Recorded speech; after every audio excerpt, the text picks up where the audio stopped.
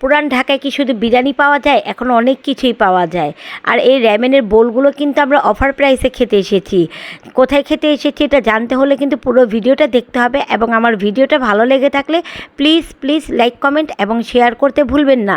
চলুন দেখি।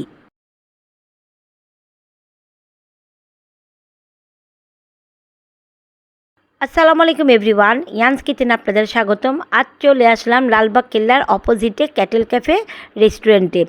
এই বিল্ডিংটা পুরোটাই একেবারে রেস্টুরেন্টে ভরা। ঠিক রুফটপ থেকে লালবাগ কেল্লাটা সরাসরি দেখা যায়, খুবই ভালো লাগে এই দৃশ্যটা। আমরা এই বিল্ডিংয়ে রুফটপে বসেছিলাম, ঠিক অপোজিটে লালবাগ কেল্লাটা দেখা যাচ্ছিল। এখানে বিকেল টাইমটা খুব বেশি ভালো লাগে।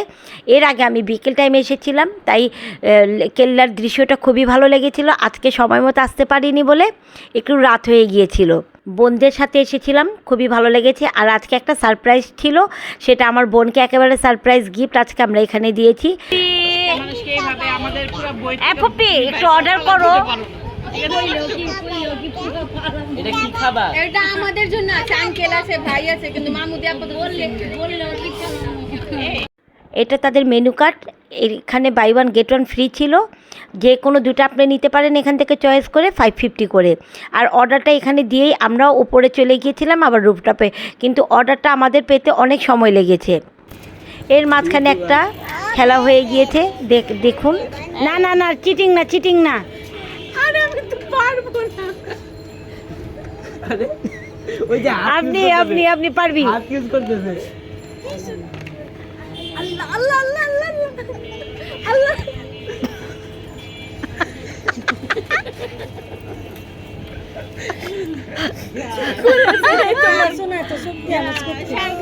শক্তি আছে।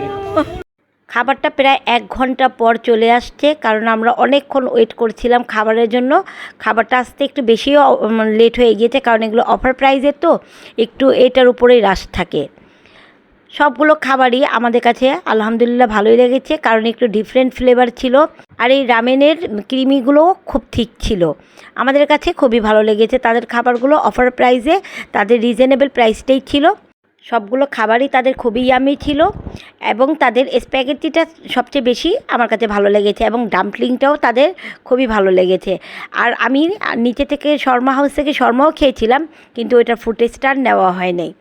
শর্মা হাউসের শর্মাগুলোও আপনারা আসলে ট্রাই করবেন, খুবই ভালো লেগেছে। রামেনের স্যুপটা একেবারে ক্রিমি ছিল, খুবই ভালো লেগেছে। আর এখানে ডাম্পলিংগুলো তাদের চিলি অয়েল দিয়ে দিয়েছে, তা ওটাও খুব ভালো লেগেছে। আর রামেনটা কিন্তু এখানে সি ফুড রামেনও পাওয়া যায়, ওটাও আপনারা চাইলে নিতে পারেন। এখানে আসলে আপনারা রুফটপে বসলে আপনাদের কাছে খুবই ভালো লাগবে, কারণ সরাসরি লালবাগ কেল্লার দৃশ্য দেখে।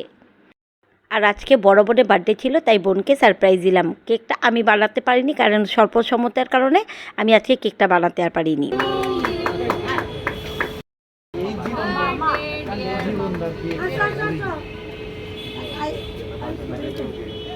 রেস্টুরেন্ট থেকে বের হয়েই আমরা চলে গেলাম পুরান ঢাকার নাজিরা বাজারে চা খাওয়ার জন্য।